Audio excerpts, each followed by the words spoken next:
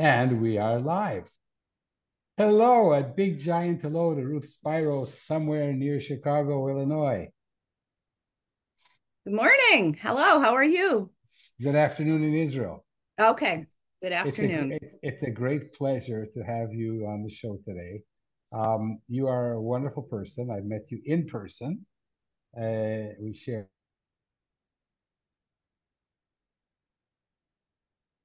New York about 2 years ago. And can you hear me well? Yeah, the sound cut out for a second and then it went Hold back. on, so I have to fix something for a second. Take me a minute.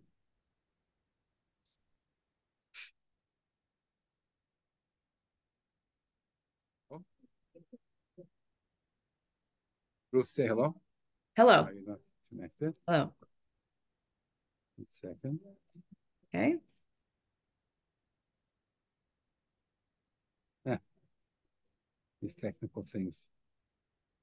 Oh, I can't hear you. Can you hear me? yes, you can't hear Okay. me? Now I hear you. Okay. So, hello, everybody, and welcome to the Children's Literature Channel of the New Books Network. I'm Mel Rosenberg, and I'm your host. And I have a wonderful guest today, Ruth Spiro. Hi, Ruth. Hello. How are you? Very well. And you're in Chicago, and I'm in Tel Aviv, and this is wonderful. And we are celebrating, actually. I thought we were celebrating one book. But actually, we're celebrating two, and I didn't even know because you are such a prolific author. You've published more than 30 books, which is incredible. Let's talk about the one that just came out last week. One Small Spark, published by Dial. How Yes. incredible. So Yes. Ruth, run us through the book and talk about the marvelous illustrations and how you did it. And go ahead. The floor is Okay. yours. Okay.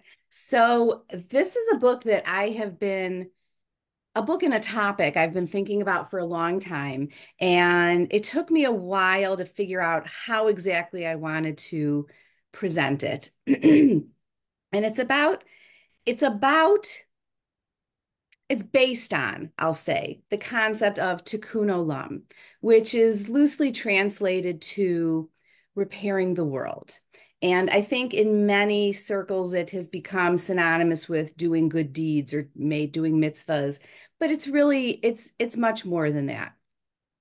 But the more I thought about it and read about it and just tried to figure out what I wanted to say to children, I realized that it's more about that personal choice and that personal responsibility that we all have. And it's not just a responsibility, but it's also an opportunity. And children don't always have a sense of control or a feeling of agency, right? Because they're constantly being told this is what you need to do, and this is where you have to be, and these are the rules. But I wanted to remind them that they have a choice in how they behave towards other people and how they walk through the world and make decisions. And ultimately, it's about when you see someone who needs help or something that is broken, in that moment, you decide who you are and who you want to be. And you decide the kind of world that you want to live in, right? Are you going to keep walking or are you going to stop to help? And as I continued thinking about it, I realized it's not just a Jewish value, it's a human value. And all cultures and faiths and we all have that same value, right? Of wanting to be kind and wanting to set things right and help where we can. And so I made the decision not to really mention the concept of Tikkun Olam until the very end of the book, because I want children of any faith or any religion to be able to read it and enter into it and take something from it and for parents of any religion to feel comfortable reading it in their home or in the library or in the classroom, because it's not like a didactic, this is what Tikkun Olam is. It's more about a feeling. It's more about that sense of responsibility, and again, the opportunity of what you can do, and it can be a tiny little thing that will make a huge difference for someone else. Sure. Does So that? show us, read some of it. Show us the gorgeous artwork. So the art is by Victoria Tentler-Krylov, and it's magnificent. It is absolutely magnificent. A year ago, I was at the Marc Chagall Museum in France, and I was so inspired by the art there. And when we were looking at illustrators, I was amazed by her work because it had that sort of Chagall sense to it, that sort of dreamy quality. So, okay, I'm going to actually, when I read, this is my reading side. Okay, Okay. so yeah. Imagine the world you want to live in. If that's not the world you see, will you create it? When something is broken or someone needs help, you have a choice, an opportunity to repair the world. I'll just do a couple more pages. In a moment, you decide who you are and who you want to be. A spark that lights your heart becomes an idea and then action. And it goes through the whole, she goes into school, and it becomes a whole project that she works on with her classmates, and then the neighborhood all joins in. And at the end, there is, is this not breathtaking? This last, and then this is my favorite. And then the world will be different, which is, I love it. So Um, the idea of fixing the swing was your idea, the illustrator. How does that work? and then here's an author's note that explains what Tikkun Olam is. So that was not my idea. I had a completely different visual storyline in mind as I Hmm. wrote it, and my agent encouraged me to, you know, have some put in illustration notes, like what did I see happening. I had a completely different storyline in visually. And what I learned was that when they sent the manuscript to Victoria, they took out all of the illustration notes. And so this was the storyline that she came up with. Um, and I think it works beautifully. But I Oh, think in order to write the story, I still had to be able to visualize what was going on and what was happening. But then this became her interpretation of my words. And I know many authors are hesitant to give up that control when they find, when an illustrator is going to be doing the art for their book, they want to tell them what to do. And I've said this in the past that if I had specified what I wanted my books to look like, they never would look as good as they do, so because so the why did you add the art notes? because as I was writing, I needed to visualize the story, and my agent wanted me to sort of. Let's shout out to your agent. Who's your agent, Ruth? Susan Hawk, she's fabulous. She's wonderful. But Let's she bring her on wanted the me. show. Oh, I'm sorry. We should bring her on the show. She would be wonderful. So yeah, so the I think the art notes were to help me think about the story visually as well. It's not like that entirely different. I mean, obviously it's about a little girl moving through the community and all that, but I I don't know. I had different I just had a different vision for what it would look like, but I could never have imagined it would look this good. And I guess the Society of Illustrators has a big exhibition, and the art from this book that Victoria submitted was accepted for the exhibition. So apparently that's a really No, great honor. Yeah, it's a gorgeous book. it is. And Dial, a wonderful Dial, yes. wonderful publisher. And So it's out now. that's incredible. Most people know you, Ruth, as the lady who explains science to a 3-year-olds or 2-year-olds Right. and their parents. Yes, So yes, this is a departure from it is. what I knew about you. And just to even out the balance, you have a scientific book coming out in 2 weeks. Can you share that one as well? Yes. So I have the Baby Love Science series of board books, and in March there will be the 25th book in that series that's Wow. coming out. 25 and 25. And we were getting a lot of feedback from parents and educators who really liked the board books, but either their children were outgrowing them or they liked the content and they wanted to share them with older kids, but because there's a baby in it, they couldn't do that. So, by popular demand, we started a picture book series based on that.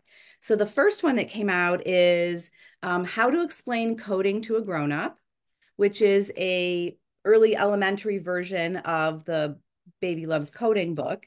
And the next one that's coming out in 2 weeks is How to Explain Robotics to a Grown-Up. And this one, actually, there is not a Baby Loves Robotics book, but that's coming. That's in the works. So this one comes out in just a couple weeks and just got a starred review from School Library Journal. So I'm excited about Yay. that. Yes. Yay. So well, I'm gonna have to have you back next year to talk about more books. But do you want to show us a sneak preview from that one, or you're not allowed? Who Oh published no, it? it's coming out in 2 weeks. Okay, It's it's ready. out there. So It's out there. yes, yeah. So this Who one, who published? this is by Charles Bridge. They published all the board books, and so Hmm. this is how they all start this way. When I was a little kid, I asked a lot of questions. How do birds fly? Why is grass green? What makes the wind? I thought my grown up had all the answers, but now that I'm big, I know the truth. My grown up does not know all the answers. Sometimes they need me to explain things to them. If you're reading this, I'm guessing your grown up needs help understanding stuff too. With a little help from this book, you can explain robotics to your grown up. And so it just goes through this whole, with talk. So it's a book about what robotics is and what robots look like, and it's the relationship between the child and their grown up. So yeah, so that kind of has a fun voice to it. Um, So so Ruth, you're covering all the bases these days. I'm everywhere. Let's go back because as Yes. I say on the program all the time, 1 in 3,000 manuscripts gets a traditional publishing deal, and you've had between 30 and 40.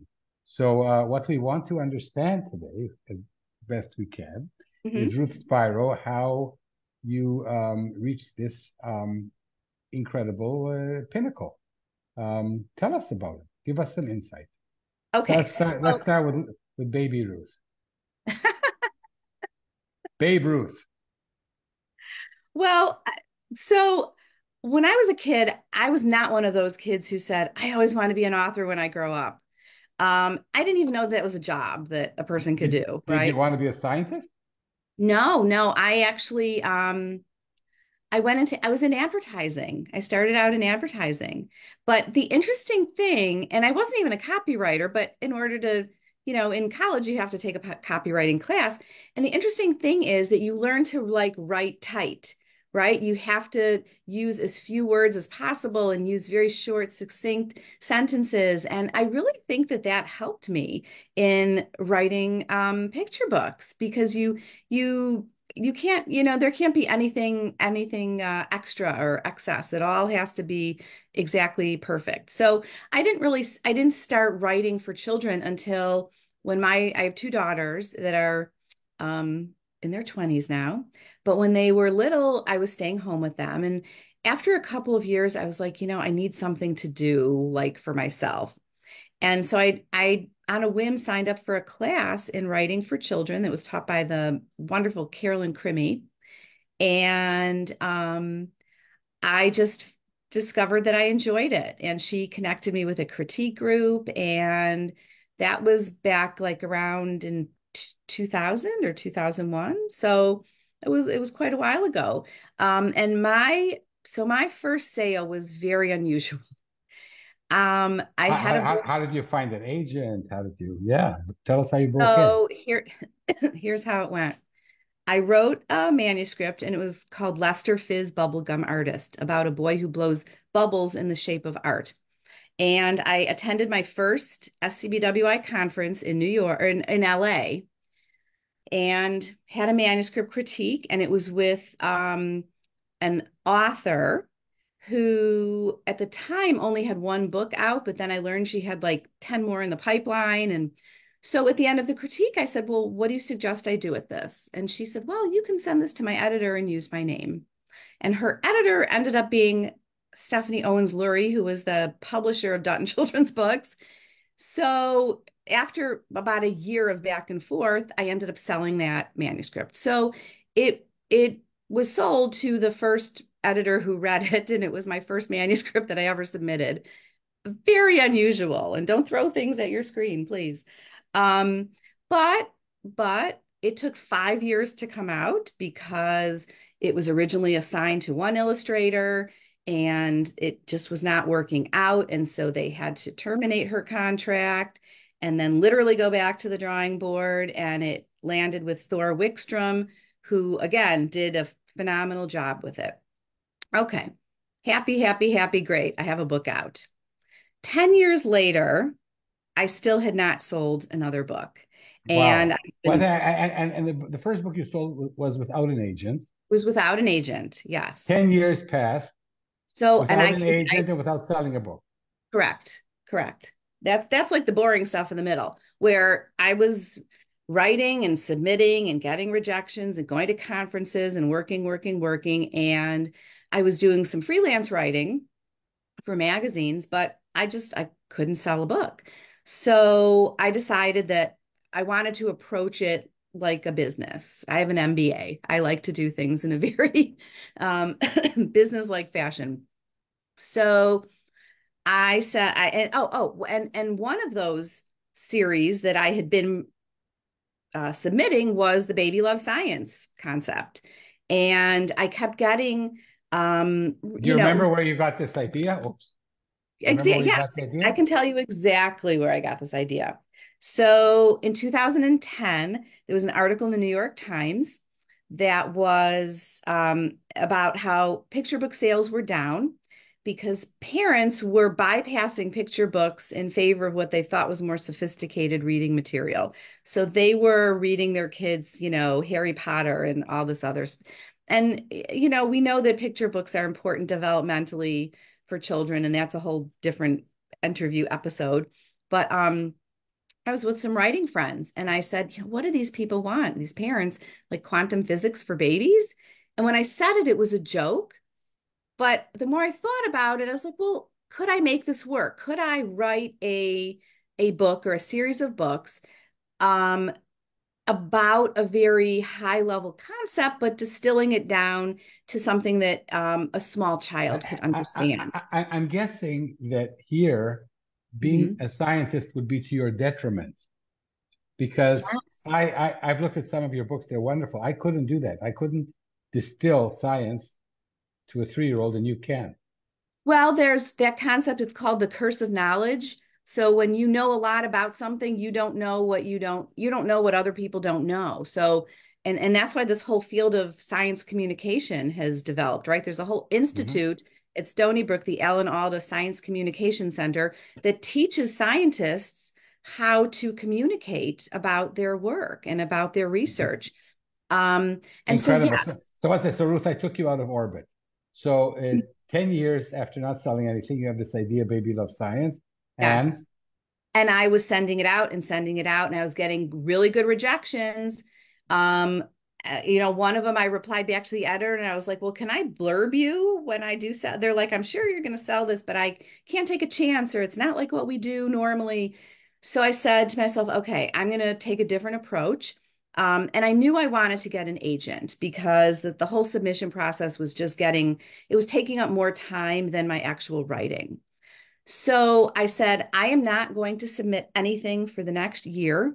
I Hmm. am going to work on developing a body of work for myself. I want to in addition to this series, I want to have at least 4 or 5 finished picture book manuscripts that I think are submission ready so that I can then start really focusing on finding an agent. So 9 months into this 1 year of no submitting, just working, I went to Jane Yolen's house for her picture book boot camp.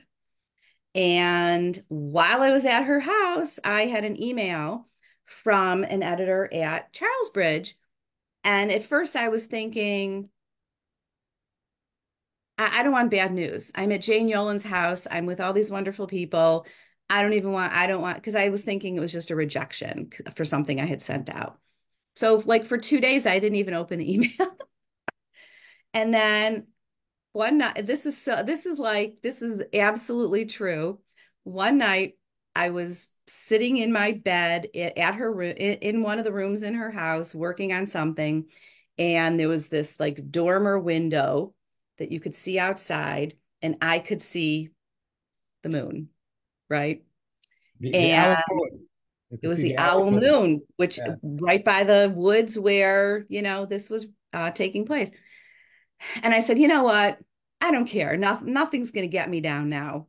So I clicked on the email, and it was an editor at Charlesbridge who said, I've had this proposal sitting on my desk for 9 months, and I'm sorry it's taken me so long, but is it still available? And I was like, yeah, it's still available. So then, Did you do any damage to Jane's house from your excitement?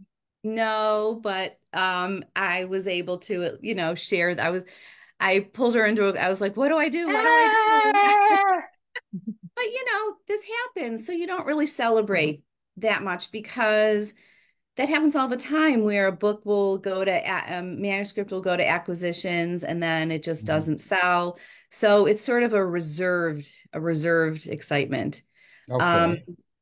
so meanwhile, during this year, this past 9 months, I had also, in addition to my writing, I've been doing a lot of research into agents and making a list. And I had a folder of interviews I had seen or read with agents. When I had seen an announcement or something, and I had a list of names of people that I thought were a good fit. So when I did get that next email that said, we would like to make an offer, I went into my folder and I picked out 6 agents and I sent them emails. And that wasn't the preferred method of communication, but I sent them an email and said, I have an offer pending. And I didn't even tell them about the manuscript. I was like, are you taking new clients? Are you interested? And of those 6, 4 responded back, right away and said, tell me about it. And they all also said, send me what you have, because they don't want many authors have heard this before. An agent doesn't want to just represent one book. They want to represent an author for their career. And so they want to know that you have other works other work in progress, and that you will have more than just this one manuscript. And fortunately, I did. I had several others that I felt were ready to go. Um, and so after sending the work to, I think it was 3, the fourth one, I can't remember what that was, but I ended up sending my manuscripts to like 3 different people, scheduled phone calls with them within the week, had really lovely conversations, and all 3 of them offered representation. And it was a hard decision, but there was something about Susan that I clicked with, and I liked the idea that she had worked in publishing. She had been in the school and library marketing department. She had worked in editorial. So I liked her background, and I liked her vibe. Different people work better together, and we just have a good working relationship. So And since then it's been blue skies. off to the races. Yes. Yes. And she is a very editorial agent. So, there's never been a single thing that I have sent to her that she's said, "Oh, yeah, okay, great. I'm going to send this out on submission." Like everything, and there have been several manuscripts where it's like we've gone back and forth, and it just, it's not ready yet. And Are there things that you haven't sold because just to so that you're a little bit human? oh my gosh. Yes. I have tons and tons and tons of picture book manuscripts. I mean, there was one that yeah, there have been a couple that have gone out on submission and just not really excitement. But so for my Made by Maxine, that I think so yeah, so after we sold the Baby Love Science, then I had sent her the Maxine books. It was one manuscript, and we did a lot of back and forth on that one too. But when she sent it out, she sent it to 10 editors, I believe, and it ended up going to auction. There was a four house auction, and it ended up as a 3 book series. So yeah. So she's good at what she does. And it's really, again, I was able to sell my first book without an agent, and my understanding is that many people now also are able to do so without an agent. And the nice thing is that once you have that one sale or a second sale, you have a relationship with an editor, so you can work with them directly. Ruth, I'm going to go back to my statistics. Yes. Selling a book to an editor at a traditional house is one in 3,000. Okay. Those are the odds. Hmm. So that begs the question. So you had this, you were one in 3,000. You sold the book to a lovely publisher, and then you had the 10-year hiatus, and then Hmm. you became hugely successful. So when Hmm. you look back at this 10 years, Hmm. right, what was not working for you? Okay. And I will say this is probably the reason why out of those 3,000 that don't sell, probably 2,700 are just not ready yet. They're just you you think it's ready, but it's not ready yet. And what was I doing during that 10-year period? I was writing, and I was writing and writing and writing, and I was revising, and I was bringing my manuscript to my critique group, and they were giving me suggestions, and I was revising, and I was reading every new picture book that came out onto the market so that I could see what was selling and what was popular. And I was subscribing to the different newsletters and things in Publishers Marketplace so I can see I mean, I was diving deep into the world of children's books and publishing and learning about the different publishers and what they published and going to conferences and hearing from editors and hearing from agents. And these editors were talking about the kind of work that they were looking for, or what's the book that they wish that they had acquired that they didn't. I mean, it was that preparation, it was that getting ready, and I think a lot of people just assume I'm going to write a picture book manuscript and I'm going to send it out excuse me, and then I'm going to have a published book. And this is a business, and it takes a lot of work, and there's a lot of learning involved, and there's a lot of there are conventions that you need to follow, but then you also need to be able to determine when it's okay to break those conventions, like when it's okay to write a board book for a toddler, right? But before I even started writing those books, I did more research into child development and how babies acquire language and what's appropriate at different age levels. There's a book by Mem Fox. It's called Reading Magic, and it's about how to read with your little ones. Well, that it's falling apart because I was learning about how to, if you are reading books with your toddlers or preschoolers, then what types of books work best for that kind of reading. And it's Okay, just it's Ruth, about Ruth, I see your books behind you. Can you just pull one out and read, you know, baby baby loves quantum mechanics, or baby loves rocket science, and just like read a page or two so people will have Okay. an understanding of your ability to convey the science in simple words for young people. So this is Baby Loves Paleontology, just came out Go in with June. it. Yes. Well, at this point in time, I thought it was a good idea to go with the low-hanging fruit, right? Dinosaurs, and then Yeah, automotive engineering, which is cars and trucks. So, okay. Baby loves to dig. Maybe she'll find something special deep down in the ground, like a fossil. So every book starts out with a common childhood experience, something that all kids will understand, digging or playing with race cars or little ones that are dropping the Cheerios from their high chair, right, to watch them fall. That's gravity. And there's actually research that shows that at 9 months, babies know that if you drop something, it's going to fall. So there is that intuitive understanding. But that was one of the things I learned is that whole idea of relating the concept to something that you're already familiar with and then explaining it a little bit further. A fossil is something left behind by an animal, plant, or other living thing from long ago. An imprint of an ancient leaf, footprints from prehistoric animals, or even bones or teeth that have been preserved. incredible.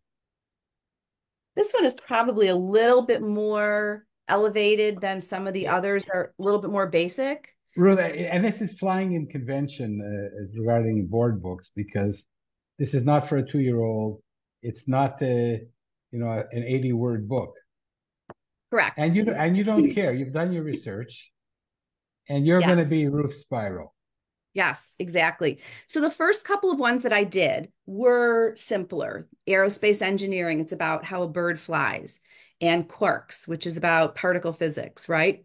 But baby builds with blocks, nature builds with quarks, right? And it's about making those connections and just sort of opening that curtain on, when you go to the park and you watch a bird fly, it's not magic, it's science, right? And it's physics and it has to do with the shape of the bird's wing and all that. And there you can read about that. You can read about it, and you're giving your child vocabulary. And it's all about a story that has a beginning, a middle, and an end. Like one thing that I learned in my research that I thought was really interesting. So we have a lot of ABC books, concept books, right? If you are a pre-reader, you do not understand that there's a connection between the letter A and the word and an apple, right? Because the letter A is the first letter in the word apple. But if you don't know that there's a word apple, what's the connection between A and apple? There's really none. It's good for learning the name of what an apple is, but when you tell a child a story from a beginning and a middle and an end, that's where they are able to understand a little bit more.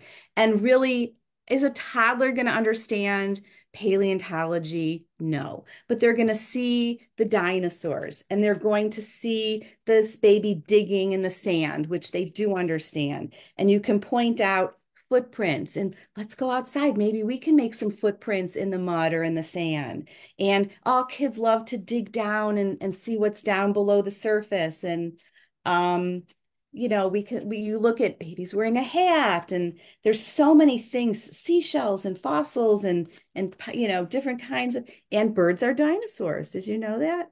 Yeah. So, there's so much that you can take from the book that will just help make the whole reading experience enjoyable for the parent as well. Because I get a lot of parents that are, emailing me or tagging me in their posts on Instagram, and they're saying, I learned something too from this book. And that makes the reading experience more enjoyable for both the parent and the child. What were you like as a little child, like a 3, 5-year-old? Do you When I was remember what stories you loved? the stories that I loved, I remember I really liked Curious George. I was a big Curious George fan. I really liked I remember like Ramona, and what else did I read? That was so long ago. That was so long. Because my theory is Hmm. that people who write for young children have unfinished business with their inner child. Okay. Does- Okay. does- That's does- interesting. Well, do you feel that it has any relationship to your choice to write for very young people? That's interesting.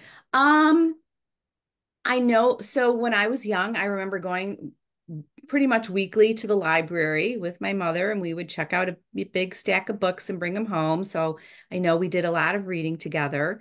Um, I have a different perspective on that. And I had a friend when my first book came out, my friend asked me, "So what part of you is in this book?" And I had to stop and think. This was Lester Fizz Bubblegum Artist, and it's about a boy who blows bubbles in the shape of art, and he comes from a family of artists, and he feels like he does not have any artistic talent until he discovers that he has this very unique talent. And I distinctly remember being in preschool and coloring, and I was so excited to show my picture to my teacher, and she said, "Well, your crayon is going in different directions here." Like she wanted all the, and I was so disappointed. And it really, it just kind of took me down a notch. And I thought, you How know, old were you? oh, I was in preschool. I mean, And you it was, and I you was remember one to this? five, and I remember this. I Incredible. remember it. And, I do feel like there is a part of me in all of these books, and it might, I'm not exactly sure in terms of the board books what it is, other than my need to turn over rocks and understand things. I was not like a science loving kid at all, but I feel like if I had had these types of books that helped me see that science and math and it explains everything all around us. But I was not able to make that connection.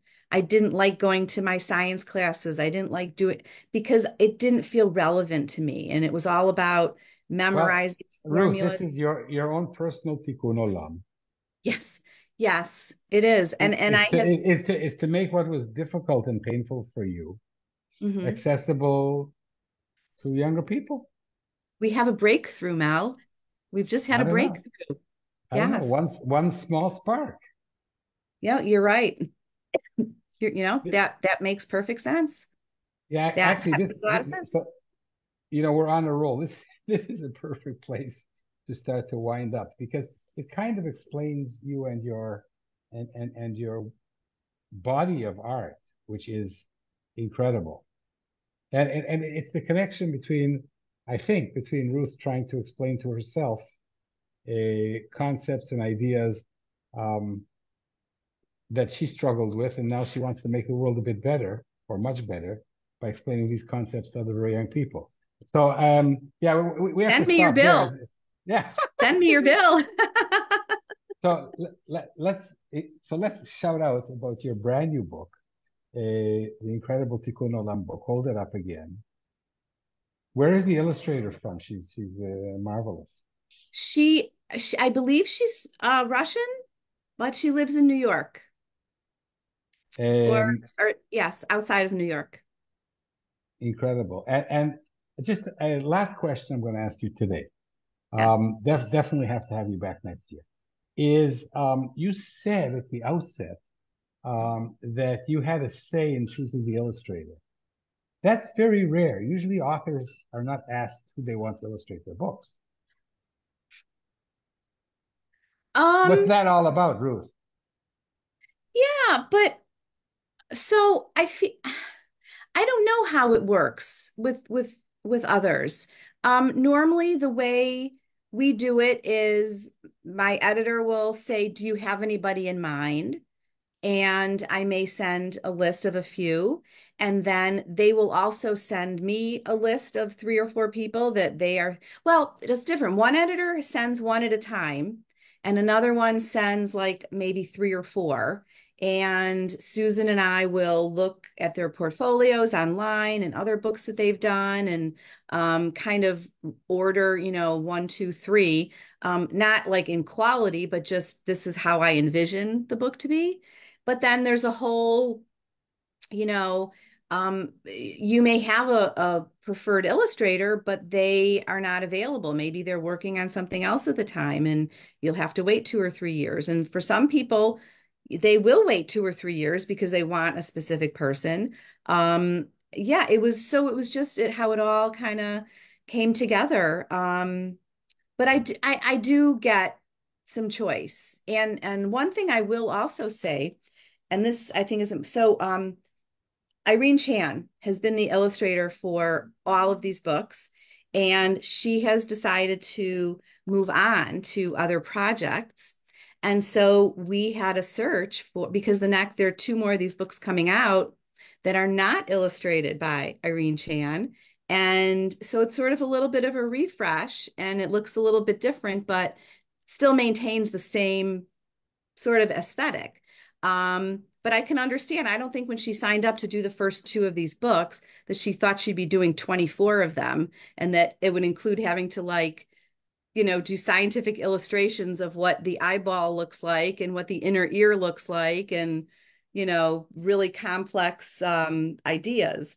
So anyway, yeah, so I do get a choice in and there's never been anyone that I've said, oh no, absolutely not. I don't like this person's work. It's just a matter of that feeling like what's a good fit. And as soon as I saw Victoria's portfolio, I was like, oh my gosh, I would be over the moon if we could get her onto this project. And I was very pleased that we did. It's a gorgeous book in spirit and visually also. So Ruth, congratulations. Thank you so much. Thank And you. I hope to see you again sometime soon. And in the meantime, I'm going to sign off. I'm Mel Rosenberg. What am I? I'm the host of the Children's Literature Channel of the New Books Network. And I've been speaking to a remarkable, a wonderful, and you're a very generous person, Ruth Spiro, who has had incredible success blending her love for explaining science with her love for getting people to be generous and kind people. Thank you. That's beautiful. I appreciate your very so kind. Ruth, a big todah, thank you from Israel, and love and congratulations on your gorgeous book and the robot ones coming out in 2 weeks, and everything else that you have on the front and back burners. Thank you so much. Thank you for having me. It was a pleasure speaking with you. The pleasure was mine. Be well. Thank you, Ruth. Bye-bye.